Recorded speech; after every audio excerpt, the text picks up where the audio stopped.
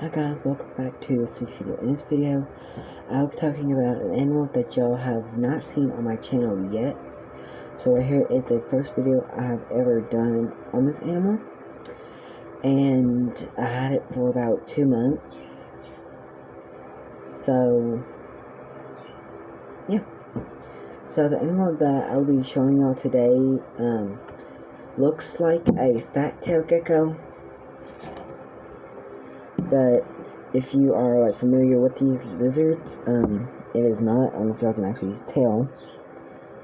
My camera focus here. And right here is a leopard gecko. She is pretty docile. She's 6 weeks. Or no, I take it back. 6 months old. They're like, their care is about the same as a fat-tailed, but they do not need very high humidity. And the things that you need for your your leopard gecko would have to be a thermometer with a laser point, so you know exactly like the temperature of that exact area that you're measuring, or whatever the thing's called. You do have to have a heat pad. With these type of creatures, like the African fat-tail and the leopard, I recommend a heat mat, because they are totally different from a bearded dragon. Bearded dragons like to be up high. Them are more likely to be found on the ground. So you're better off of getting a heat pad instead of a heat light. And you do not need no UVB lighting for these guys, because they move at night and they're asleep during the day. Right now she would be asleep, but she was moving around, so I figured I'd just make the video right now. So you do have to have a humid hide, a cool hide, and a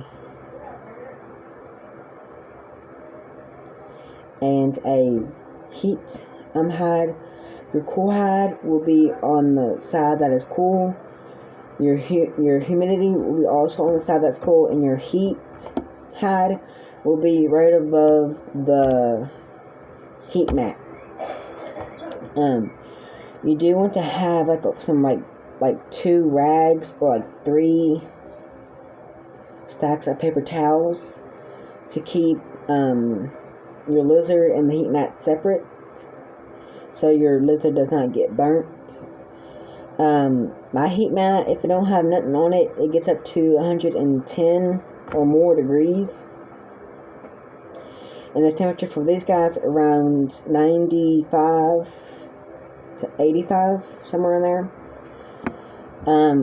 But they do need to have a humidity hat. What I use for my leopard gecko's humid hat is stagger moss. Right here's what it looks like, and she's moving around for it. So right here's what I use for mine. If you don't get moving, you're gonna get knocked out here in a minute. Get in the hide. They are very curious little creatures. Like the food they eat different varieties of food. Mine eats every other day. We're at 6 months of age, so it eats every other day. Anything that's below 6 months, you have to feed them every day. You want to start out with like small crickets, like a bearded dragon. You want to go from small to medium to large. Mine is still very small. They get a lot bigger than that. The tank you need is a 20-gallon. That's all you need for these guys. They don't get as big as a bearded dragon. They probably get about that long. That's probably about it. You do have to spray their cage down, but you do not want to use cold water at all. The only thing that you can use cold water in is their water dish. You have to keep that like clean about every other day. I have to clean mine. What I use like for mine is right here. It is full of water right now. Right now it's cold water. I just sprayed her cage in last night, so she won't be needed to be sprayed in until probably about next week or so. You don't want to add no like hot or blah. You don't want to spray down their cage with cold water because it could make your aquarium or whatever you have your lizard in, it could crack the cage, and you don't want that. So you want to use hot water to spray down the cage and stuff like that. I got mine back in November, so I got mine November 20th. And like if you like can't really remember like the age and like when you got them, I recommend keeping a book, like a notebook for them. Right here's what I have for mine. I have when I got her, her name, and like what lizard she is. Then inside I just keep track of her age and like the dates and stuff.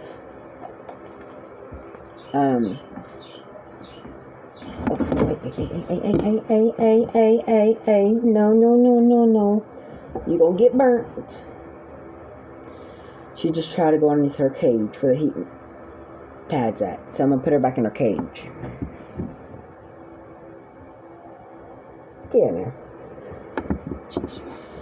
there. They are more active early morning and dusk. Mine eats different varieties of food. Mine eats crickets, superworms, and mealworms. That's about the only thing I feed mine. The crickets, I feed her every other day. Right now, she is on small right now. And that's, like, okay for her.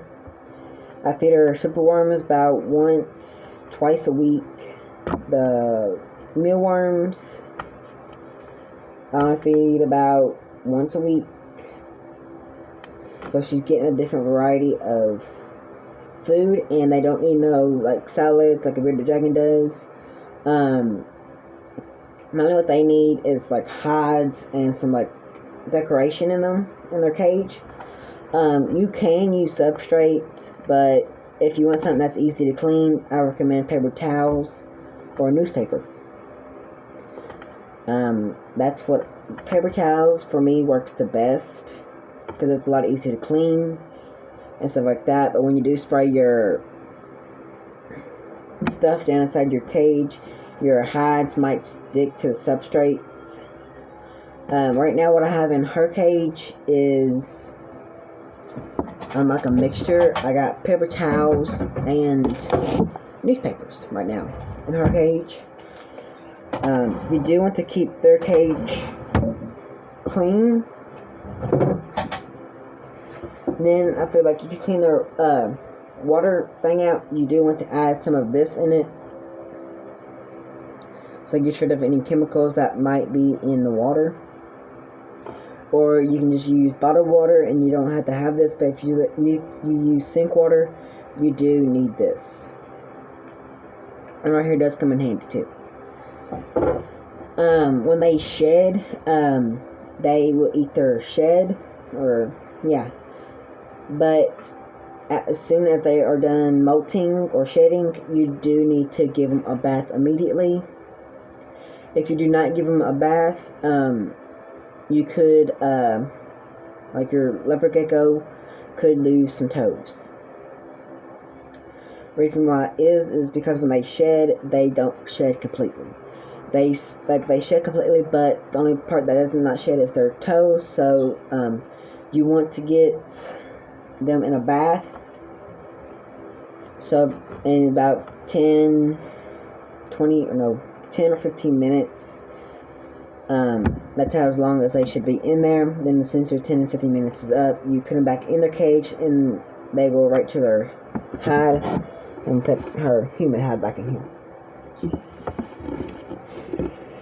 And I'm going to show y'all my setup. So right here is what I have for mine. Right here, it's just like a fake plant. This over here is her cool hat. Her human hat is back here in the back right there. I don't know if y'all can see my hand or not. So right there is like her human hat, or yeah, her human hat, and over here, if my camera here, then right here is her hard hat. So it just depends how you raise like your leopard gecko. Mine, I'm going to get like a little bit more decoration and stuff in it, since they do like to hide a lot. So I might like kind of upgrade her thing, maybe, I don't know.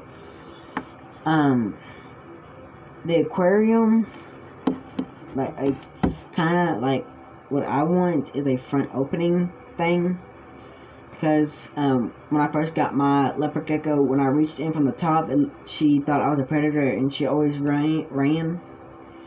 And when I was feeding her superworms, she accidentally bit my finger.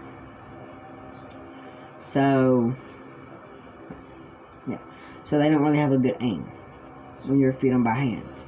But if you don't like touching crickets or mealworms or any type of worms to feed your leopard here, gecko, you want to get tongs or big tweezers basically, and these really come in handy too. I got these at My Feeder Supply. You can get them, I think, at any pet store that sells reptiles and crap. Them right there do come in handy. Especially because my bearded dragon is almost a year old, and she did the same thing on the same day, but different fingers. When I feed her a superworm, she bit me. Then I feed my bearded dragon a superworm, my bearded dragon bit me. So yeah, my bearded dragon is a lot bigger than she is. So yeah, but I feed her about 5 to 6 crickets at night. If I do feed her in the morning, it's just mealworms, and she eats them after the day whenever she gets hungry. They will have a poop corner. So mine poops on the cool side next to her cool hat. So yeah, but they're pretty docile. They don't try to attack. For the first couple of days, if you go in their cage and try to pick them up, they will hiss at you. Mine did a couple days, and it scared me. I was not expecting to do that. So right there was kind of an experience that I did not think they would ever, that a leopard gecko hiss. But so that right there was a fun experience. And you do have to, like, if you're trying to keep humidity up in your leopard gecko cage, you do want to put a piece of tin foil over your lid, but you want to leave a little space so air can get in and out of the cage. So let me get this thing back on here just right. Okay, that should be good. Okay, so that's about all I have for leopard gecko care.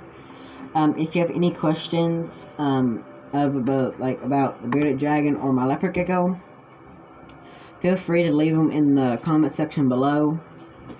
I hope y'all enjoyed this video, and if y'all did, make sure you give this video a big thumbs up, subscribe, turn that bell notification on so you do not miss out of any of my future videos. And I don't know yet, but I might be doing a live video on the 24th, which is next week, of where I'm at. So, but I don't know if I will be doing a live video. I'm still debating on it, but for right now, I will be doing a live video. From now to then, it might change. So, yeah. So that's all I have for y'all today. I hope y'all enjoyed this video. And if y'all, like I said, if y'all have any questions, feel free to leave them down in the comment section below. And that's about it. So I hope y'all enjoy your day and have a good, holidays, I guess. Bye, guys.